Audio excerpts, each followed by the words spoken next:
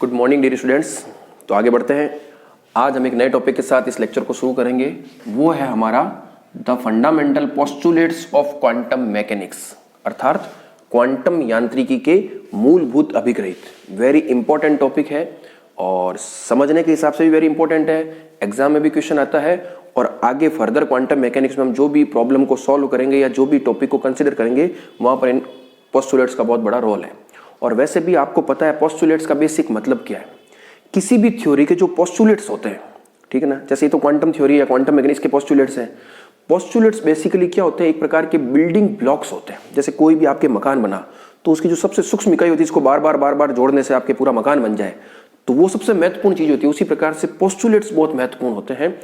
आप लोगों ने नील्स बोहर की परिकल्पना पढ़ी होगी, वहां पर हमने कहा था the fundamental postulates of Niels Bohr theory, ठीक है ना, या नील्स बोहर हाइपोथेसिस, परिकल्पना। तो पोस्टुलेट्स का मतलब क्या होता है, पहले मैं आपको बता चुका हूं कि पोस्टुलेट्स बेसिकली क्या होता है, जो भी फिजिसिस्ट या साइंटिस्ट होता है वो अपने हिसाब से कुछ आइडियाज देता है आपको।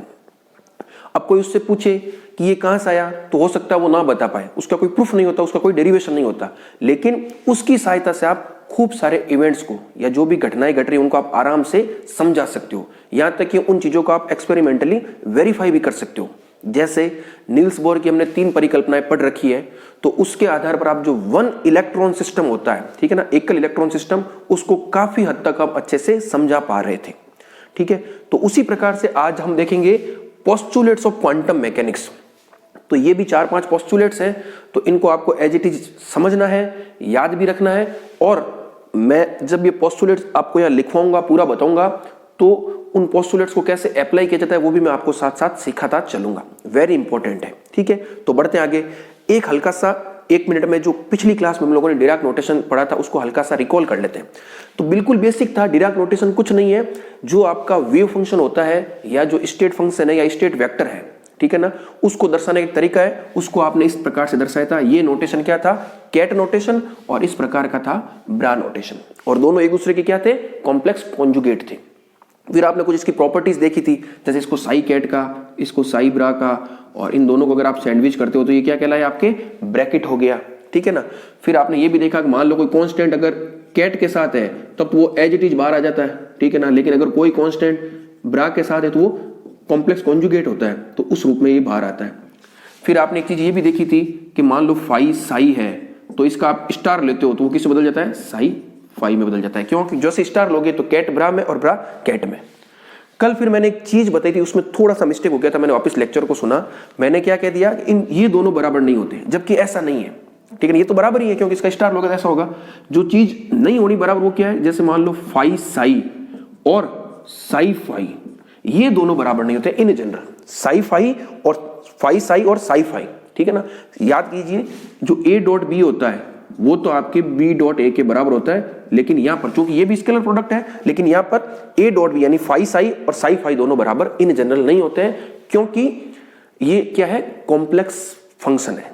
हाँ, अगर साई और फाई दोनों रियल हो तब कोई दिक्कत नहीं, दोनों बराबर हो जाएंगे। तो कल मैंने इसको बराबर नहीं कहने का कह दिया था, ये तो बराबर होगा, ठीक है ना, ये दोनों आपस में बराबर नहीं होंगे, तो इसको वापस करेक्ट कर लीजिएगा, ठीक है।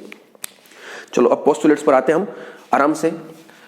तो पोस्टुलेट्स को मैं बताना शुरू करूं उससे पहले आपको 2-3 चीजें समझनी होगी। हम क्लासिकल मैकेनिक्स से कंपेयर करते हैं। क्लासिकल मैकेनिक्स में आप एक चीज ये जानते हो कि यदि हमें किसी कण की स्थिति यानी r किसी समय t पर ज्ञात हो तो हम उस कण की संपूर्ण रूप से व्याख्या कर सकते हैं। समझ गए इस चीज को आप, किसके आधार पर, पोस्टुलेट्स या fundamental principle of classical physics, यानी जो आपकी क्लासिकल फिजिक्स है उसके जो मूलभूत नियम है उनकी सहायता से आपको अगर r और t यानी किसी कण की स्थिति किस समय t पर ज्ञात हो तो उन मूलभूत नियमों का उपयोग करते हुए आप उस कण की संपूर्ण रूप से व्याख्या कर सकते हो। संपूर्ण रूप से व्याख्या का मतलब क्या हो गया कि अन्य जो भी भौतिक राशियां हैं उनका आप अच्छे से निर्धारण या उसकी गणना कर सकते हो। मतलब अगर आपको r पता है तो आप उस कण का वेग बता सकते हो, उसका त्वरण बता सकते हो, उसका संवेग बता सकते हो, यहां तक कि इस कण की स्थिति किसी समय अलग समय t डैश, ये तो कोई t है, किसी t डैश पर क्या होगी वो भी आप आराम से बता सकते हो। समझ गए। तो ठीक इसी प्रकार की चीज का उपयोग हम क्या करेंगे, हम करेंगे क्वांटम मैकेनिक्स में। 3-4 क्वेश्चन हम पुट करते हैं और फिर उन क्वेश्चन का आंसर देने के क्रम में हम पोस्टुलेट्स को सीखते चलेंगे। तो आप ध्यान से सुनिए इस चीज को, मैं क्या कह रहा हूं। सबसे पहला क्वेश्चन आपके सामने ये आता है कि अगर आपके पास कोई क्वांटम मैकेनिकल सिस्टम है, अर्थात क्वांटम यांत्रिकी निकाय है, तो उस निकाय की जो क्वांटम अवस्था है उसको किसी समय t पर आप किस प्रकार से दर्शाओगे। ये क्वेश्चन है, how to describe the quantum state of a particle या of a system at a time t। मैं लिख देता हूं एक बार, आप आराम से देखिए। हाउ टू, हिंदी इंग्लिश में कंफ्यूज होने की जरूरत नहीं है, मैं समझा दूंगा, ठीक है ना। और इतना मैं मान के चल रहा हूं कि बीएससी फाइनल ईयर स्टूडेंट हो तो इतनी ज्यादा आपको अनकंफर्टेबल होगा नहीं। और ये कोई नोट्स का पार्ट नहीं है, जो आपके नोट्स का या सिलेबस का पार्ट होगा उसको तो मैं बाइलैंग्वेज लिखूंगा ही लिखूंगा। कुछ चीजें समझने के लिए जरूरी होती है। मैं चाहता तो सीधा पोस्टुलेट्स लिख करके लेक्चर को खत्म कर सकता था, लेकिन जैसा कि हमने एक प्रैक्टिस अपना रखी है कि हर चीज को जब हम करते हैं तो पहले उसकी भूमिका बना ली जाए ताकि चीजें बहुत आसानी से समझ में आ जाए। तो how to describe a quantum state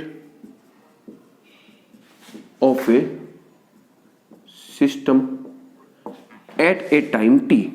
eight a time T, बिल्कुल सिंपल सी बात मैंने क्या लिखी है कि किसी निकाय की क्वांटम अवस्था को किसी समय टी पर आप किस प्रकार से डिस्क्राइब यानी समझाओगे। ये क्वेश्चन है आपके सामने, किस प्रकार से। दूसरा क्या कह रहा है कि यदि आपको क्वांटम स्टेट पता है तो फिर आप उस निकाय की जो अन्य भौतिक राशि है उनको किस प्रकार से समझाओगे। By knowing the quantum state, how to describe the other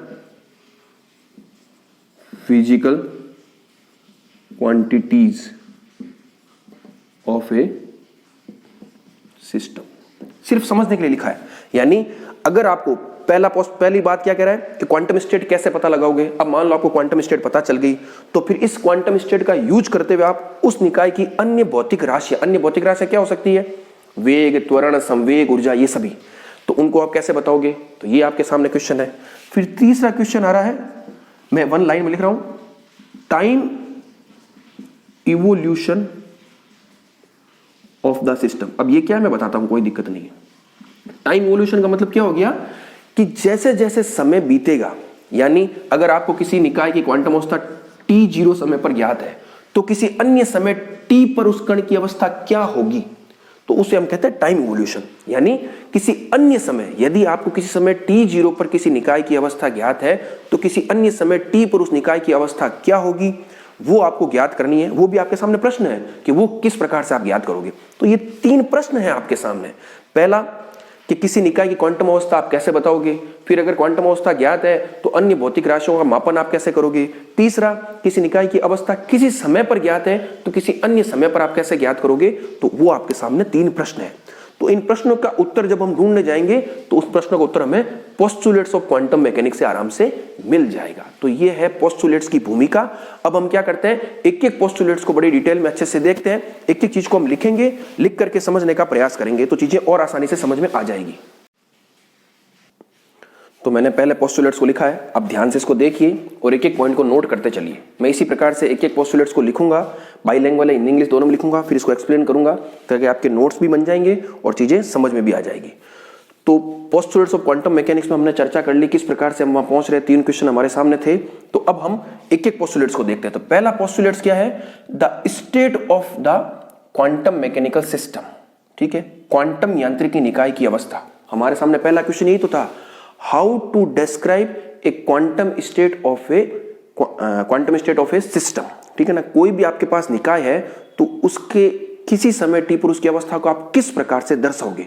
तो उसको किस प्रकार से दर्शाते हैं, तो वो मैंने लिखा है कि किसी क्वांटम यांत्रिकीय निकाय की अवस्था को तरंग फलन या अवस्था फलन साई आर टी द्वारा प्रदर्शित किया जाता है। आप अच्छे से जानते हो, मैंने पहले ही बता दिया था, लेकिन अब चूंकि कुछ चीजें क्या होती है हम पहले पढ़ लेते हैं, पोस्टुलेट्स बाद में आए, कोई दिक्कत नहीं है। बिल्कुल बेसिक सा है पहला पोस्टुलेट्स कि किसी भी क्वांटम यांत्रिकी निकाय की जो अवस्था होती है उसको तरंग फलन या अवस्था फलन साई आर टी द्वारा प्रदर्शित किया जाता है, जिसमें उस निकाय से संबंधित सभी सूचनाएं विद्यमान होती है। हम जानते ही हैं मैंने बार बार एक लाइन बोली है कि once we know the psi then we know anything about the system.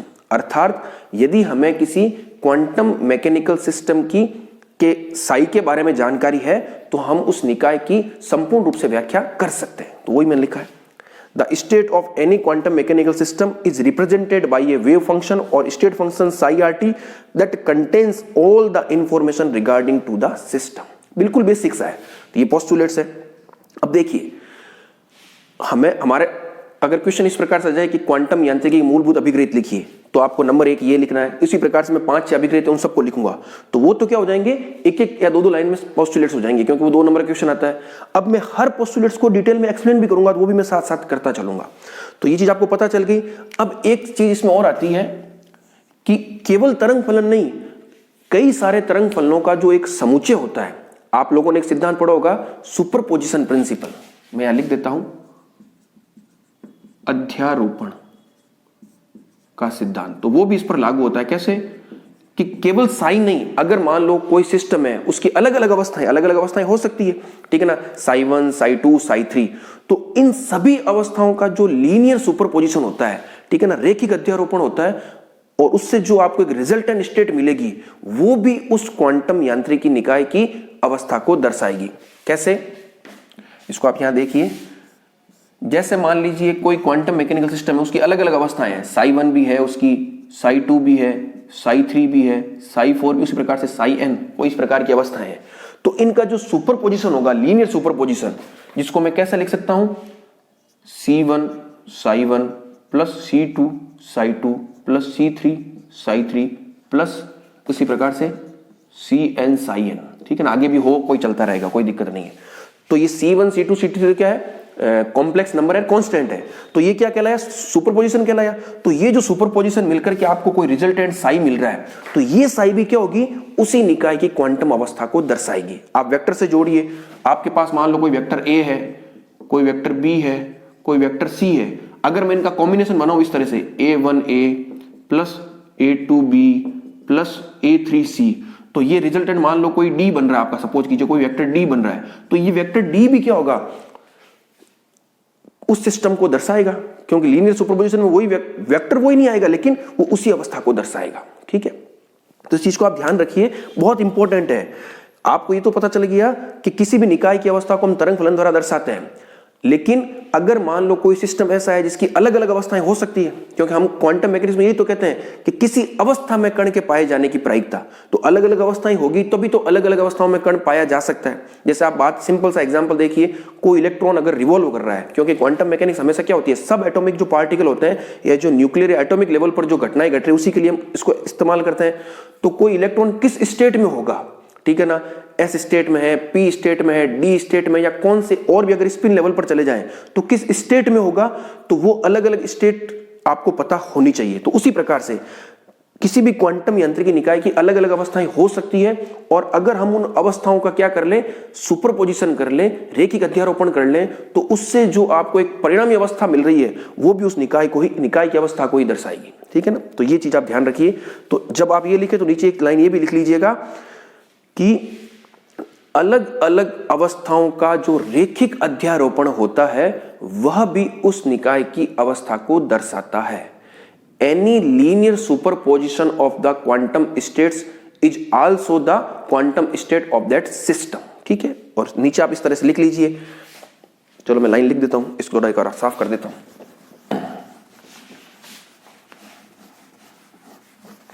मैंने जो बोला है उसको मैं एक दफा लिख देता हूं। आप इस तरह से लिख लीजिए, यदि साई 1, अब इसको बोलिए आप चाहो जो आपने साई आर टी लिखा है, ठीक है ना, साई आर टी, इसको आप साई कैट भी लिख सकते हो, ठीक है ना, एक ही बात है, कैट लिखो चाहे सिंपल साई लिखो एक ही बात है। तो यदि साई 1 कैट, साई 2 कैट, उसी प्रकार से साई n कैट किसी निकाय की विभिन्न अवस्थाएं हो तो उनका रेखिक अध्यारोपण भी उस निकाय की अवस्था को दर्शाएगा। ठीक है, तो आप ऐसे लिख लीजिए, ये साई कोई हो जाएगा C1 साई1 प्लस C2 साई2, उसी प्रकार से Cn साइन। तो साई1 साई2 साइन अगर मान लो किसी निकाय की अवस्था है तो इनका रेखिक अध्यारोपण मान लो साई बन रहा है, तो ये साई भी क्या होगा, उसी निकाय की अवस्था को दर्शाएगा। तो ये हमारा पहला पोस्टुलेट था, बहुत इंपॉर्टेंट है। अब इसमें आपको चीजें भी पूछी जा सकती है न्यूमेरिकल में कि अब कोई सिस्टम है, ठीक है, क्वांटम मैकेनिक्स में बताया कि कोई भी सिस्टम किसी एक अवस्था में हो तो उसकी हम केवल प्रायिकता बता सकते हैं। क्या बता सकते हैं? केवल प्रायिकता। जैसे आपसे पूछ लिया कि इसी प्रकार कोई एक्सप्रेशन है और आपसे पूछ ले कि आप मुझे ये बताइए कि वो जो निकाय है या वो जो सिस्टम है या पार्टिकल है वो साई1 अवस्था में होगा कि साई2 में होगा कि साइन में होगा, किस में होगा, तो आपको वो किसी भी अवस्था में हो सकता है, लेकिन जिस अवस्था में भी होगा मैं उस अवस्था की प्रायिकता आपको बता सकता हूं। ठीक है ना, तो वो प्रायिकता कैसे कैलकुलेट करेंगे अभी थोड़ी देर बाद वो भी आएगा। तो कण साई1 में भी हो सकता है, साई2 में भी हो सकता है, साइन में कहीं भी हो सकता है, ठीक है ना, लेकिन एक वक्त पर एक अवस्था में होगा, एक साथ दो अलग अलग अवस्थाओं में नहीं हो सकता। ये भी आप चीज ध्यान रखिए। तो इस अवस्था में होगा उसकी क्या प्रायिकता होगी वो हम कैलकुलेट करेंगे, इस अवस्था में होगा उसकी क्या प्रायिकता होगी वो हम कैलकुलेट करेंगे। तो वापस मैं रिकॉल कर देता हूं, क्वांटम यांत्रिकी के जो अभिग्रहित में पहला अभिग्रहित है वो सिंपली आपको क्या दर्शा रहा है, किसी क्वांटम यांत्रिकी निकाय की अवस्था को दर्शा रहा है। उसके लिए एक लाइन आपको याद रखनी है कि किसी भी क्वांटम मैकेनिकल सिस्टम की अवस्था को तरंग फलन या अवस्था फलन द्वारा दर्शाया जाता है और उस अवस्था फलन में उस निकाय से संबंधित सभी सूचनाएं विद्यमान होती है। और यदि अलग अलग क्वांटम स्टेट हैं तो उन अलग अलग क्वांटम स्टेट का जो लीनियर सुपरपोजिशन होता है वह भी उस निकाय की क्वांटम अवस्था को दर्शाएगा। तो यह है आपका पहला पोस्टुलेट्स। अब इसी प्रकार से हम दूसरे पोस्टुलेट्स को भी अच्छे से लिख करके नोट कर लेते हैं, यही क्रम हमारा आगे चलता रहेगा। अब हम दूसरा पोस्टुलेट्स देखते हैं, वो क्या कह रहा है, उसका नाम है ऑब्जर्वेबल्स एंड ऑपरेटर्स। ठीक है ना, ऑब्जर्वेबल्स को हम कह सकते हैं प्रेक्षण योग्य राशियां जिनको ऑब्जर्व किया जा सकता है, ऑब्जर्वेबल्स भी कह सकते हो, मेजरेबल भी कह सकते हो, ठीक है ना, तथा संकारक। अब ये क्या है इसको हम समझते हैं। तो मैंने एक लाइन लिखी है, उस लाइन को पहले आप आराम से नोट कर लीजिए और अब मैं इसको समझाना स्टार्ट करता हूं और बहुत इंपॉर्टेंट है। मैंने एक लाइन लिखी है, क्वांटम यांत्रिकी में प्रत्येक भौतिक रूप से प्रेक्षण योग्य राशि, मान लो कोई ए है, और भौतिक रूप से प्रेक्षण योग्य राशि कौन सी होती है आपको पता है, कोई भी कण है तो उसकी भौतिक रूप से प्रेक्षण योग्य राशि क्या हो सकती है, उसका वेग, उसका संवेग, ठीक है, संवेग मतलब उसका रेखीय संवेग भी हो सकता है, उसका कोणीय संवेग भी हो सकता है, उसकी ऊर्जा, ऊर्जा में भी कुल ऊर्जा है, स्थितिज ऊर्जा है, गतिज ऊर्जा है, ये सारी की सारी जो राशियां होती है वो क्या कहलाती है, भौतिक रूप से प्रेक्षण योग्य राशियां। तो मैंने क्या लिखा कि क्वांटम यांत्रिकी में प्रत्येक भौतिक रूप से जो प्रेक्षण योग्य राशि है वो संगत संकारक द्वारा प्रदर्शित की जाती है। ये बात मैंने आपको जब श्रोडिंगर इक्वेशन में ऑपरेटर्स का एक बेसिक आइडिया था वहां पर एक लाइन लिख दी थी और वहां पर मैंने ये बोला भी था कि वो जो स्टेटमेंट था यही स्टेटमेंट था और मैंने कहा था ये क्वांटम यांत्रिकी का पोस्टुलेट्स है। समझिए आप इसको बहुत ध्यान से समझिए। जैसे क्लासिकल मैकेनिक्स में किसी कण की स्थिति R है तो R है, उसमें कोई ऑपरेटर की बात नहीं है।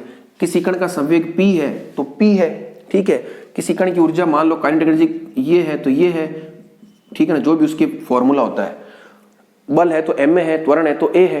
वहां पर संकारक नाम की कोई चीज नहीं थी। लेकिन अगर मान लो क्वांटम मैकेनिक्स में आपको किसी कण का संवेग ज्ञात करना है, उसकी गतिज ऊर्जा ज्ञात करनी है, उसकी स्थितिज ऊर्जा ज्ञात करनी है या उसकी कुल ऊर्जा ज्ञात करनी है, तो वो ऐसे ज्ञात नहीं होती, उसको ऐसे नहीं दर्शाया जाता, उसको हमेशा एक ऑपरेटर के रूप में दर्शाया जाता है।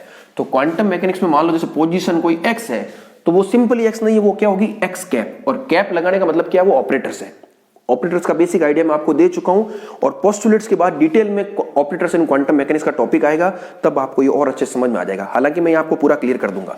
उसी प्रकार से क्वांटम मैकेनिक्स में मान लो मैं संवेग की बात करूं तो संवेग को सिंपली p नहीं लिखते, p ऑपरेटर होगा जिसका मान आपने निकाल रखा है माइनस आई एच क्रॉस। अगर x की बात करूं तो डेल बाई डेल एक्स। तो क्वांटम मैकेनिक्स में इस px का ऐसे मतलब नहीं, ये px इस रूप में आपको दिखेगा और ये क्या एक ऑपरेटर है, डेल बाई डेल एक्स क्या एक ऑपरेटर है। जैसे उसके आगे आप कोई साई लगाओगे तो उस पर क्या कर जाएगा, ऑपरेट कर जाएगा। उसी प्रकार से हैमिल्टोनियन था minus H cross upon 2m del square करके आया था, वो सब आपको पता है। तो वापस ध्यान क्या रखोगे कि क्वांटम मैकेनिक्स या क्वांटम यांत्रिकी जो निकाय होता है उसमें, ठीक है ना, क्वांटम यांत्रिकी में या क्वांटम यांत्रिक निकाय में प्रत्येक भौतिक रूप से जो प्रेक्षण योग्य राशि होती है, जो भी, उसमें आपको बता चुका हूं ऊर्जा, संवेग, ये सब, उसके संगत हमेशा एक संकारक डिफाइन करेंगे। तो संवेग है तो संवेग के संगत एक संकारक डिफाइन होगा, गतिज ऊर्जा है तो गतिज ऊर्जा के संगत एक संकारक डिफाइन होगा, कुल ऊर्जा है तो उसके संगत एक संकारक डिफाइन होगा। और इन संकारकों की लिस्टिंग में वह कर भी चुका हूं और यहां भी और कर दूंगा। तो बस वही चीज है, every physically measurable quantity in quantum mechanics is represented bye an operator. तो ये पोस्टुलेट्स का मतलब क्या है, ये आपको एक पॉइंट कह दिया और आपको ये मान के चलना ये सही है। पोस्टुलेट्स का मतलब ही क्या, ये सही है और इसका यूज करना है आपको बस। जैसा पहला पोस्टुलेट था कि निकाय की अवस्था को साई द्वारा दर्शाया जाता है, तो मान लीजिए साई द्वारा दर्शाया जाएगा। दूसरा कह रहा है कि जो भी भौतिक रूप से प्रेक्षण योग्य राशि है उसके संगत संकारक डिफाइन किया जाता है, तो किया जाएगा, ठीक है।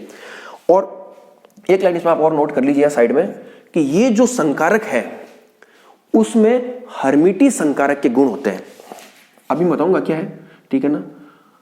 तो आप ऐसा लिख लीजिए, यदि संकारक ए में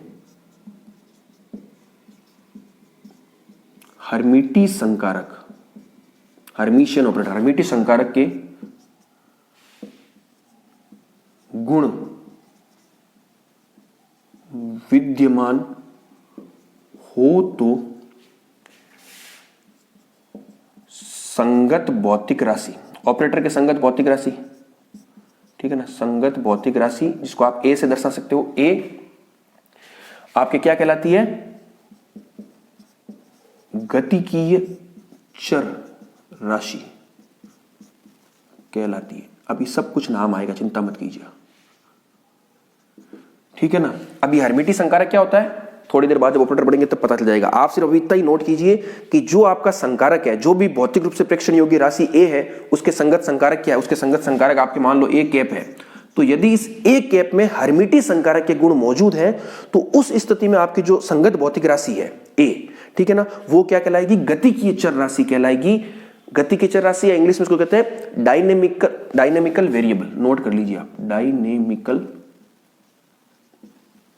वेरिएबल्स, ठीक है ना, या इसको आप ऑब्जर्वेबल्स भी कह सकते हो। तो यहां से एक चीज क्या पता चल गई कि कोई भी जो भौतिक राशि है वो ऑब्जर्वेबल्स या डायनेमिकल वेरिएबल कब कहलाएगी, जब उसके संगत जो संकारक है उसमें क्या हो, हर्मिटी संकारक के गुण मौजूद हो। और ये जो भौतिक रूप से प्रेक्षण योग्य जितनी भी राशियां हैं उन सभी में हर्मिटी संकारक के गुण मौजूद होते ही होते हैं, चाहे वेग हो, चाहे संवेग हो, चाहे गतिज ऊर्जा हो, उन सभी में क्या होंगे, हर्मिटी संकारक के गुण मौजूद होंगे। तो वो सारी राशियां क्या कहलाएगी, गति के चर या डायनेमिकल वेरिएबल कहलाएगी। तो मेरे हिसाब से आप सेकंड पोस्टुलेट को समझ गए। एक बार वापस ध्यान से सुन लीजिए, मैं जो बोल रहा हूं बहुत इत्मीनान से। सेकंड पोस्टुलेट हमारा कह रहा है ऑब्जर्वेबल्स या ऑब्जर्वेबल्स एंड ऑपरेटर्स। तो हम लोगों को ये चीज समझनी है कि क्वांटम यांत्रिकी में प्रत्येक भौतिक रूप से जो प्रेक्षण योग्य राशि होती है उसके संगत सदैव एक संकारक डिफाइन या रिप्रेजेंट प्रदर्शित किया जाता है, ठीक है। और वो संकारक ऐसा होता है कि उसमें हर्मिटी संकारक के गुण मौजूद होते ही होते हैं, ठीक है ना। और अगर मौजूद है तो उसी भौतिक राशि को हम क्या कह देंगे, डायनेमिकल वेरिएबल या ऑब्जर्वेबल्स। तो ये सब आपको पता होना चाहिए कि कोई भी भौतिक राशि ऑब्जर्वेबल कब कहलाएगी, जब उसके संगत जो संकारक है उसमें हर्मिटी संकारक के गुण मौजूद हो। अब ये हर्मिटी क्या है, थोड़ी देर बाद जब आएगा तब आपको आराम से पता चल जाएगा। इस प्रकार की जब आगे पीछे की चीजें हो ना, वहां आप हमेशा क्या कीजिए, स्टार लगा लीजिए, ताकि जब हर्मिटी संकारक पढ़ो तो वहां पर आपको ये चीज और अच्छे से समझ में आ जाएगी। तो सेकंड पोस्टुलेट भी आपको समझ में आ गया। अब इसी क्रम में तीसरे पोस्टुलेट्स को देखते हैं, ठीक है। बहुत इजी है, कोई दिक्कत नहीं है।